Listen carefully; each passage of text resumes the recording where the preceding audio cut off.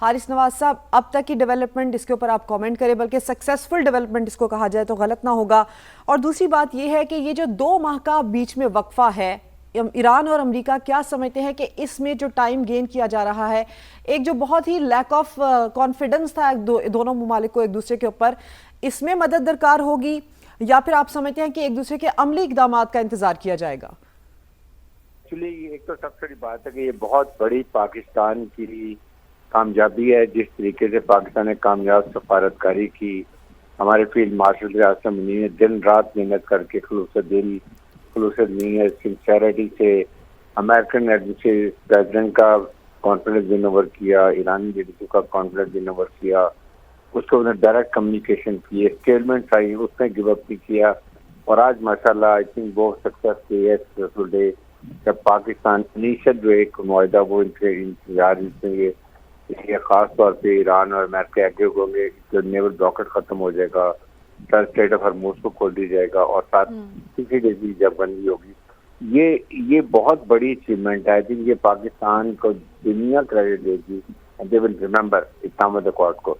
Second है कि जो नेक्स्ट इसके बाद टाइम होगा, जो काफ़ी ज़्यादा टाइम है, उसमें ये टेक्निकल जो इश्यूज हैं, खास तौर पर न्यूक्लियर इश्यूज के ऊपर सैंक्शन खत्म करने के लिए, उसके बाद उनके मिलिट्री फ्रीज करने के लिए, या उनके जो उनको गारंटी है कि अमेरिका और इजराइल दोबारा अटैक नहीं करेंगे, ये सारी नीति जो हैं ये उसमें बैठ के सेटल किए जाएंगे, ताकि कम से कम जो एक इकोनॉमिक क्राइसिस हो रहे हैं, एनर्जी क्राइसिस है, सिक्योरिटी क्राइसिस है, ये इसमें इंडिविजुअल जब से गवर्नमेंट स्टार्ट होगी उसमें ये काम स्टार्ट हो जाएगा, दुनिया को सुख का सांस लेगी, और फिर उसको बैठ कर जाकर 1 हफ्ते 2 हफ्ते बाद बैठेंगे, इसमें ये चीजें फॉरवर्ड किया जाएगा। आई थिंक ये बहुत बड़ी कामयाबी है पाकिस्तान की अवाम को, पाकिस्तान फील्ड मार्शल को, टाइम्स ऑफ पाकिस्तान को मुबारकबाद देनी चाहिए।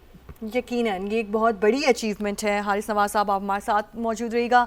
वकार हसन साहब भी हमारे साथ मौजूद हैं। वकार साहब, आपके ख्याल में ये 60 दिन का मरहला मशरक़ वस्ता में इस्तेहकाम की तरफ पेशरफ्त साबित होगा, या किसी नए सिफारती और सियासी तनाज़े का पेश खैमा बन सकता है, खुसूसन इसराइल और खलीजी ममालिक के रद्द अमल के तनासुर में? जी, मेरे ख्याल में तो शोरस वीगिंग ऐसे नहीं हो सकता कि इतनी बड़ी अनाउंसमेंट हो। और आगे देखिए स्टेक्स आर वेरी हाई, इसमें चाइनीज इंटरेस्ट है, रशियन चाइना के प्रेसिडेंट शी जिनपिंग का दौरा होना है अमेरिका में शायद सितंबर में, इलेक्शन आ रहे हैं, Israel already is gone into election mode.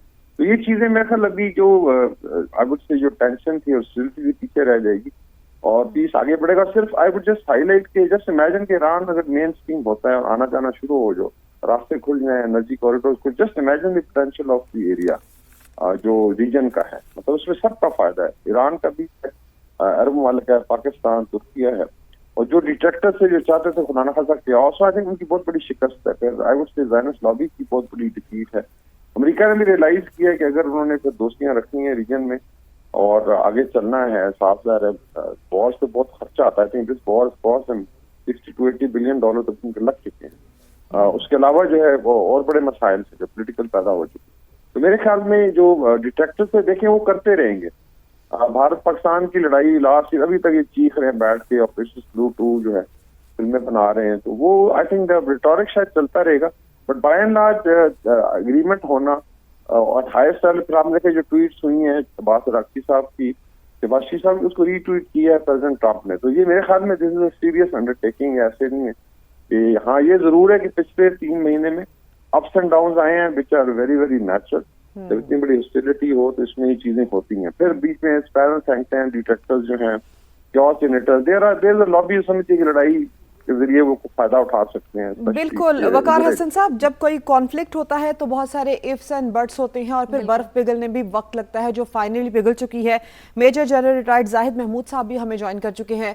Zahid Mahmood साहब, अब जो ये लेटेस्ट डेवलपमेंट है, अमन मुआहिदा बस होने के ही करीब है और ऐसे में अमेरिका की जानिब से एक खास रवैया जिसमें लचक दिखाई जा रही है, मुंजमद असासों को बहाल करने का इसमें कहा जा रहा है, और इसके साथ साथ ईरान अब तेल की खरीदो फरोख्त भी कर सकेगा। ये वो शराइत है जिसमें पहले अमेरिका लचक नहीं दिखा रहा था। इस रवैये के बाद आप क्या समझते हैं कि ईरान का कॉन्फिडेंस अमेरिका के ऊपर बहाल होगा, या अभी ईरान वेट करेगा कि कुछ प्रैक्टिकली भी चीजें सामने आए? देखिए जी, जो बदइत्तेमादी है वो दोनों तरफ पाई जाती है जी, और ये उसी वक्त वो कहते हैं ना कि we will see once they will walk the talks, जब एक्शंस दोनों तरफ से शुरू होंगे। इस वक्त तो बड़ी क्रिटिकल सिचुएशन है, फ्रेमवर्क की बात हो रही है। यस, मिसट्रस्ट, ये जो जनरेशन हैं जी, हमारी जिस लीडरशिप से भी मुलाकात होती है, बातचीत उनसे हम जब करते हैं, ईरानियन भी और अमेरिकन भी, तो आई थिंक ये जो जनरेशन है they are carrying lot of burden, past का एक हिस्ट्री को लेकर चल रहे हैं। They both are driving the car while seeing in the back view mirror.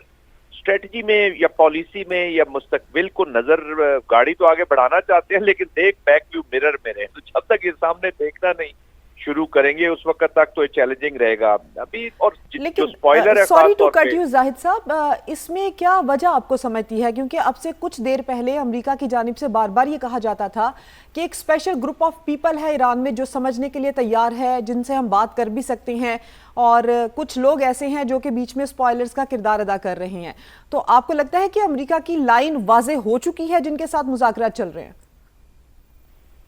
देखिए, इन्होंने जो मामलात अटैच किए हैं ईरान ने नेगोशिएशन और आगे जाने के, वो उनमें एक एलिमेंट जो है वो लेबनान के साथ भी रिलेटेड है।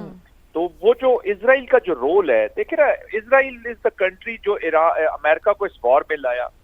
नेतन्याहू वो पर्सन है जिन्होंने प्रेसिडेंट ट्रंप को 47 ईयर के कॉन्फ्लिक्ट में फिजिकल इन्वॉल्व किया, जंग के अंदर चले गए, और इसको अमेरिका और ईरान का मामला शुरू करा के खुद लेबनान पे फोकस हो गया अपनी डोमेस्टिक पॉलिटिक्स और बहुत सारी चीजों की वजह से। तो उसने अमेरिका को इंटेंगल किया है, और जितनी स्मार्टनेस इंटेंगल की है, हमें ज़हन में यही रखना चाहिए कि ये वही स्मार्ट माइंड अब भी तो मौजूद है, उसी की एप्लीकेशन होते हैं। Interest in the American system जी। बेशक आप कहते रहे प्रेसिडेंट ट्रम्प वॉर के खिलाफ है, पीपल लाइक लिंडसे ग्रैम, इस तरह के अमेरिका के अंदर भी बहुत सारे, अभी देखे ना, जो इजराइल से या अमेरिका से क्रिटिक प्रेसिडेंट ट्रंप पे करते हैं, वो यही कहते हैं कि जी जेसीपीओ से ज्यादा कंसेशन या पास से ज्यादा कंसेशन तो इन्होंने दे दी है, इतना पैसा तो ओबामा ने नहीं दिया जितना ये देने वाले। तो ये वो स्पॉयलर्स हैं जो अपनी पॉलिटिक्स की वजह से, अपने इंटरेस्ट की वजह से इस वॉर को कंटिन्यू करना चाहते हैं।